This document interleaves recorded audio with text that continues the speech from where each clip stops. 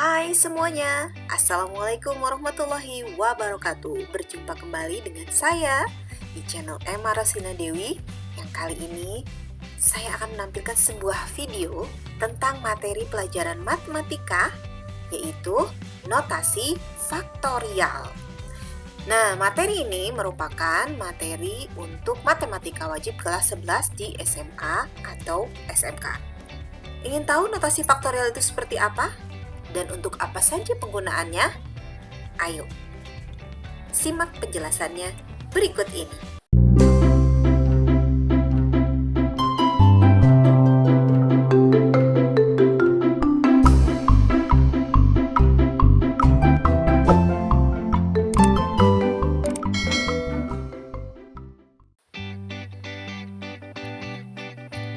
Nah, saya punya sebuah foto ini waktu Hari Guru sebelum pandemi ya, tahun 2019. Nah, ini ada 1, 2, 3, 4, 5, 6, 7, 8. Ada 8 orang guru sedang berdiri berjajar. Coba hitung, ada berapa banyak susunan para guru tersebut berdiri dalam barisan. Ini kan satu susunan yang pertama ya. Nah, susunan kedua misalnya ini tukeran. Susunan ketiga yang ini tetap yang ini yang tukeran, dan seterusnya. Kira-kira akan ada berapa banyak sih susunan para guru tersebut berdiri? Ada yang tahu jawabannya? Coba berapa? Wah, ternyata jawabannya adalah ada 40.320 cara. Wow, banyak banget kan? Kenapa ya bisa sebanyak itu? Nah, kita simak penjelasannya, tapi kita lihat dari contoh dengan jumlah item yang lebih sedikit. Kalau ini ada 8 guru, kita lihat untuk item yang lebih sedikit dulu ya, supaya nanti kita bisa mengeneralisir dan memformulasikan sebuah rumus yang tepat untuk menghitung banyak cara berbaris atau banyak urutan dari item-item yang disajikan. Oke, saya akan tampilkan dulu 2 orang paskibra nih. Kira-kira akan ada berapa urutan baris 2 paskibra ini? Ada yang bisa menjawab? Nah, yang pertama, kita lihat dulu ya susunan yang bisa terjadi di antara kedua paskibra ini. Susunan pertama atau urutan pertama adalah apabila yang laki-laki itu ada di sebelah kiri yang perempuan. Adakah urutan yang lain? Kita lihat untuk urutan kedua, yaitu di mana si paskibra perempuan berada di sebelah kiri paskibra laki-laki. Ada lagi nggak ya urutan yang lainnya? Tidak ada.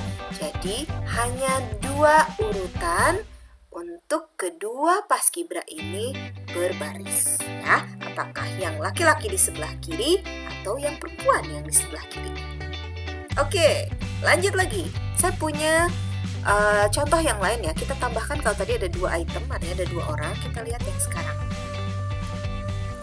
Nah, saya punya 3 item, 3 jenis makanan nih.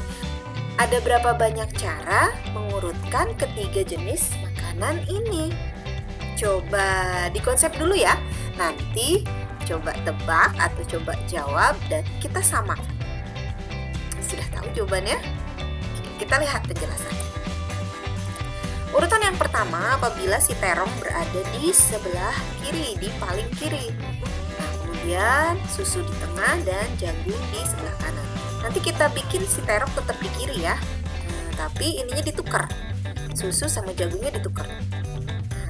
Untuk urutan terong paling kiri udah nggak ada lagi posisinya, cuman 2 ini. Sekarang kita ganti, jangan terong yang paling kiri. Kita ganti yang paling kiri adalah susu. Nah, maka urutan 2 berikutnya di sebelah kanan berikutnya itu ada terong dan jagung. Nah, untuk urutan yang selanjutnya, susu masih tetap sebelah kiri, tapi terong dan jagungnya tukeran. Dan yang berikutnya, berarti ini sudah 4 urutan ya. Urutan yang kelima itu kita taruh jagung yang paling kiri. Kemudian terong dan susu ada di sebelah kanannya. Sekarang terong sama susunya tukeran posisi. Jadi susu dulu baru terong. Apakah ada lagi urutan yang lain? Tidak ada. Jadi ada 6 cara untuk mengurutkan ketiga jenis makanan ini. Oke? Ya. Ternyata kita bisa membuat sebuah formulasi rumus. Jika terdapat n barang atau n item yang akan disusun berjajar, maka banyak susunannya dapat dirumuskan dengan formula n kali n kurang 1 kali n kurang 2 kali n kurang 3 dan seterusnya sampai mencapai angka 1, 3, 2, 1 gitu ya. Nah, ini dinamakan notasi faktorial, yaitu n faktorial ya bacanya. Dengan catatan atau persyaratan bahwa nilai n itu harus merupakan bilangan asli atau boleh dikatakan n-nya lebih dari sama dengan 1. Sekarang kita uji apakah benar yang tadi yang 2 orang paskibra, kita kan tadi dapatnya 2 urutan.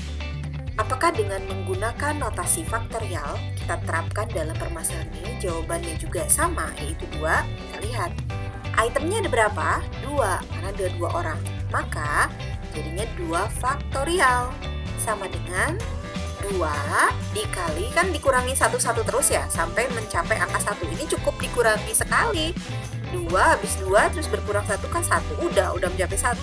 Selesai. Jadi 2 faktorial itu adalah 2 dikali 1 sama dengan 2. Betul, ternyata ada 2 urutan ya. Oke, sekarang kita lihat untuk yang 3 item jenis makanan yang tadi kita hitung ternyata ada 6. Bener nggak kalau pakai notasi faktorial itu jawabannya 6?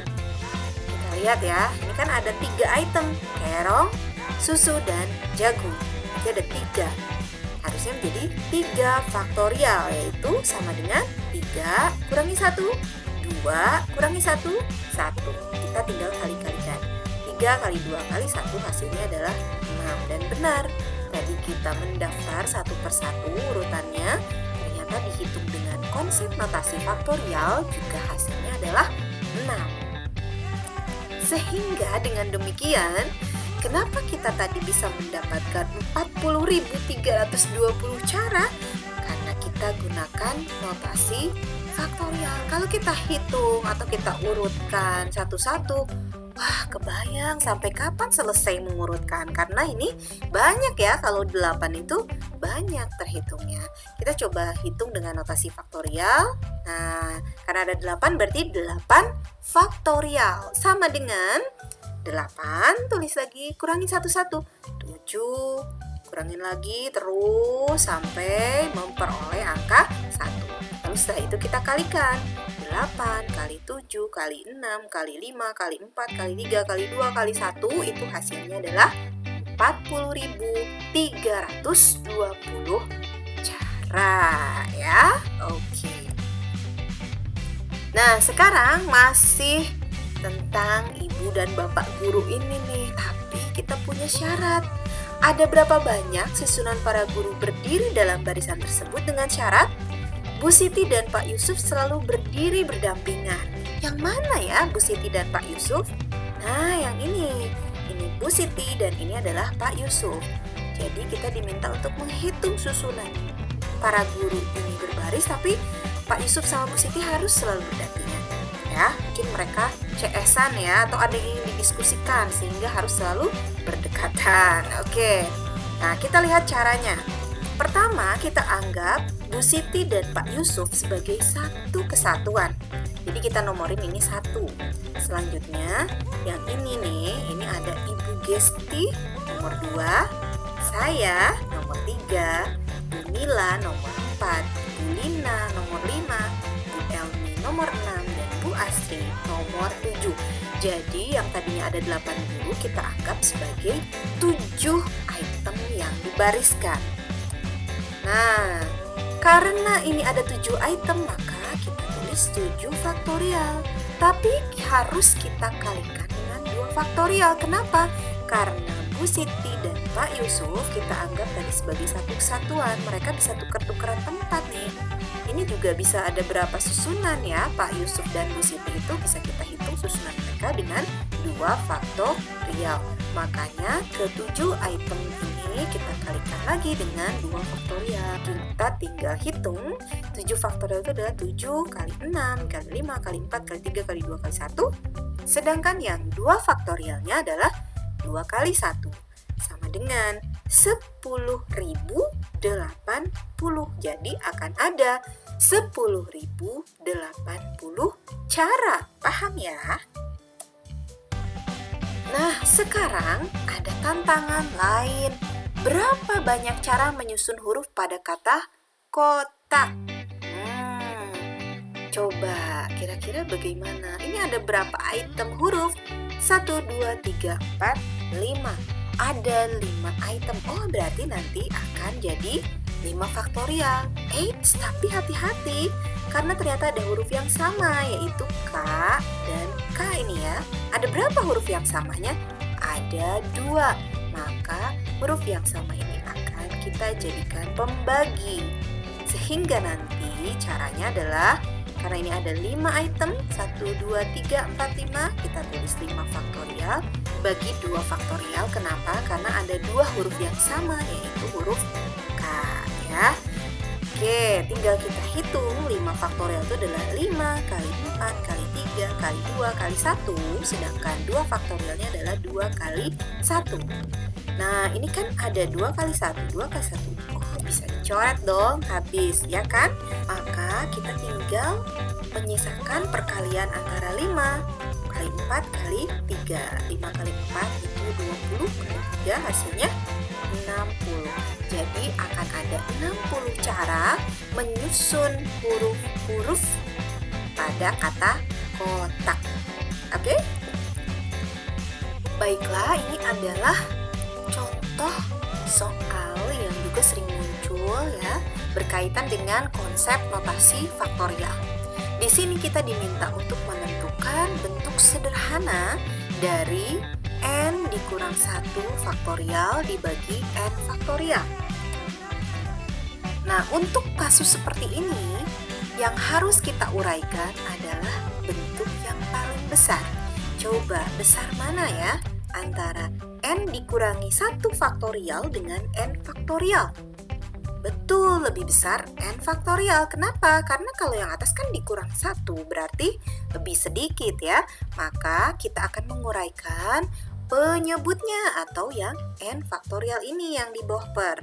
Bagaimana cara menguraikannya? Konsep notasi faktorial yang tadi sudah kita bahas ya.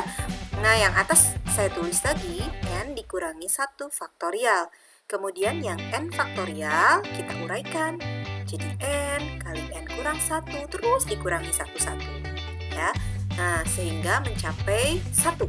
3, 2, 1. Kalau sudah, lihat yang ini nih, dari n kurang 1 sampai 1. Itu siapa sih?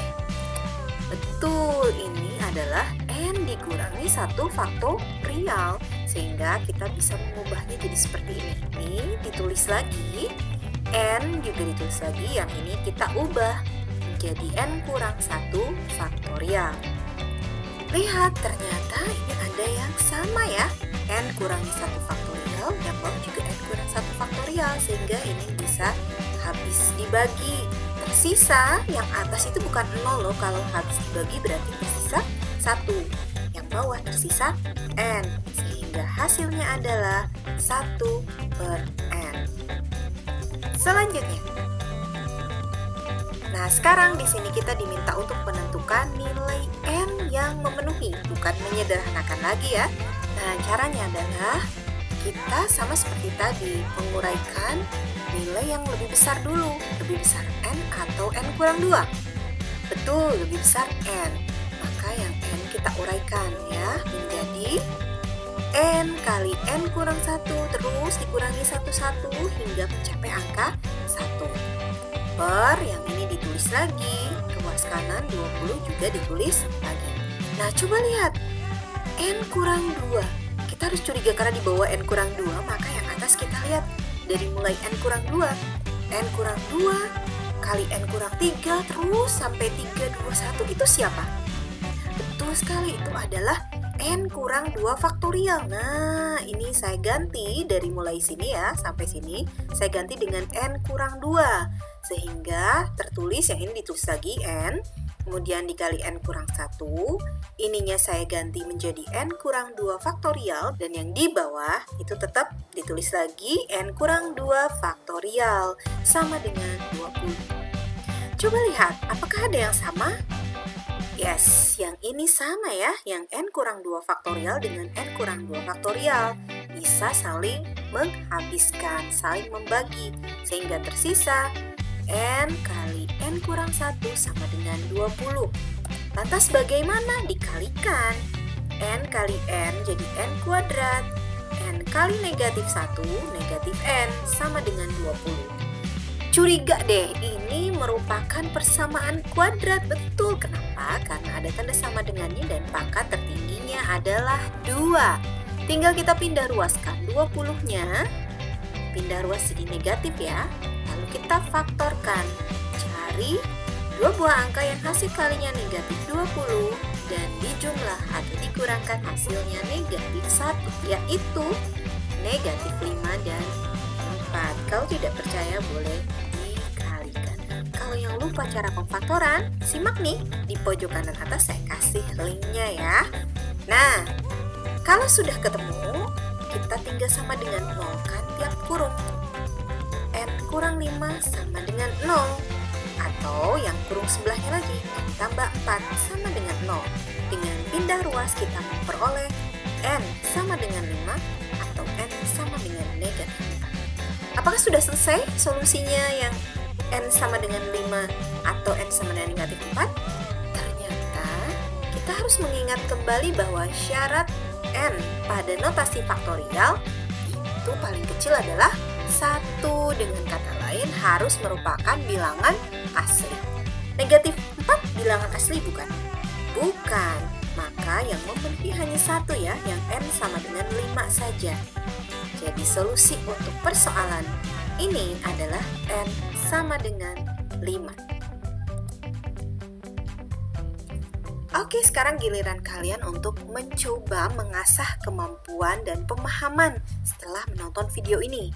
Ada 5 buah soal. Ini ada 3 soal pertama. Dibaca baik-baik, dipahami apa maksudnya, dan coba kaitkan dengan konsep yang sudah tadi kita pelajari bersama. Dan ini adalah soal nomor 4 dan nomor 5. Coba dikerjakan dengan baik dan temukan solusi yang paling tepat dengan langkah-langkah yang sistematis dan benar.